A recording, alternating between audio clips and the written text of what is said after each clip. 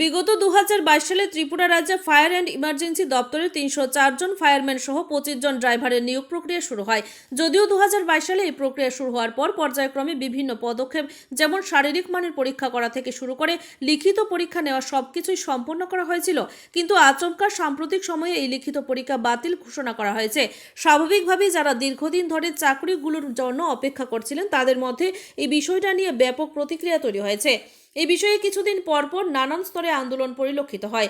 আজ একাংশ চাকরি প্রত্যাশীরা সমবেতভাবে ফায়ার সার্ভিসের যুগ্ম অধিকর্তার কাছে তাদের নিয়োগ সংক্রান্ত বিষয়ে ডেপুটেশন প্রদান করে। এই সংক্রান্ত বিষয়ে চাকরি প্রত্যাশীদের বক্তব্য হচ্ছে, দীর্ঘদিন এই চাকরি প্রক্রিয়া ঝুলিয়ে রাখা হয়েছে। বর্তমানে সরকার অন্যান্য বিভিন্ন ক্ষেত্রে চাকরি প্রক্রিয়া সম্পন্ন করার জন্য উদ্যোগ গ্রহণ করছে। কিছুদিন পরপর স্পেশাল এক্সিকিউটিভ নিয়োগের ব্যাপারে কথা বলছে, কিন্তু ফায়ার সার্ভিস নিয়ে কেন কথা বলছেন না, কেন কোনো উদ্যোগ গ্রহণ করছে না, এটা তাদের প্রশ্ন। এখন দেখার বিষয় এই বিষয়ে বাস্তবিক অর্থে প্রশাসন বা অগ্নি নির্বাপক দপ্তরের ঊর্ধ্বতন কর্তৃপক্ষ কোনো ব্যবস্থা গ্রহণ করে কিনা। ব্যুরো রিপোর্ট, আমার ত্রিপুরা এক্সপ্রেস।